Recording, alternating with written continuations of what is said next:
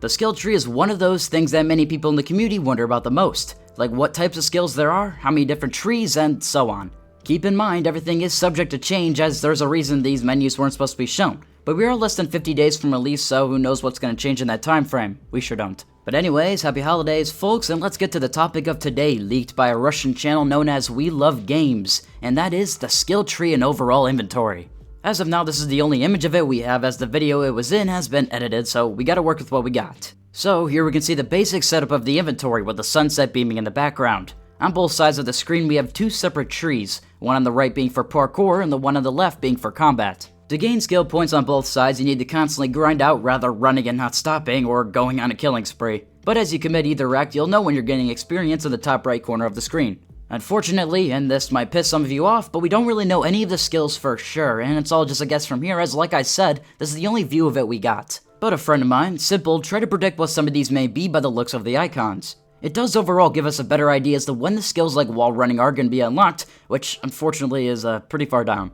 When compared to Dying Light 1, they are pretty similar with their design, which I think people will appreciate, so no reason to change what works, right? At the very bottom you can see what the inhibitors can be used for, being to upgrade your health, immunity at night, and also the stamina, but that's pretty much all there is to speak of here, so let's move on from the skill tree to the rest of the inventory itself. This leak came from Game Guru, a Russian gaming site that recently did a review of the preview build back in November. Well, they shared some inventory images showing off a part of the map that'll showcase more in a different video, and also the main inventory screen. So, let's do our thing and break it down. At the top we see a map, journal, inventory, crafting, skills, collections, and hint screen.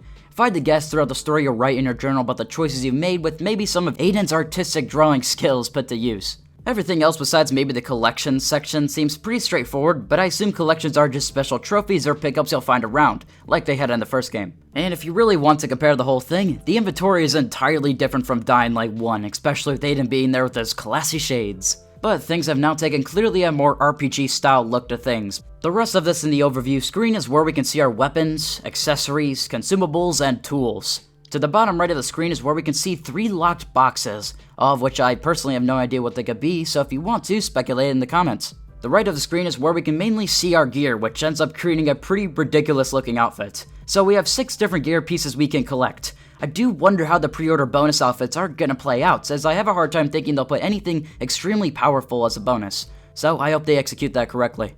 Maybe these specific outfits don't divide into 6 pieces and can be used to replace the look of whatever gear you have on. Kind of like how it works a little in Cyberpunk 2077, as some outfits, even though they have high stats, just look so dumb, so it would be nice to cover that up to keep the stats if that's how it works here too. Some of these gear pieces have a color background for the rarity, with purple being the highest level here, green probably uncommon, and gray just good old common pieces. Also, with each gear piece there's a little shield icon, and this is just a guess, but if you combine all of a certain kind then you'll get a gear set, which might create special bonuses. Also, there's a box with rather a level 1 or 2, and I think that's probably the level of the item. And to the right we can see the lockpicks again. Keep in mind, everything with the little 9-box long column at the end of an item is something that can be upgraded by the craft master, which I talked about in one of my last videos. Besides that, I don't believe there's really anything else to talk about. But if you appreciate the content, then feel free to like the video, subscribe if you haven't already, and as always, stop by next time.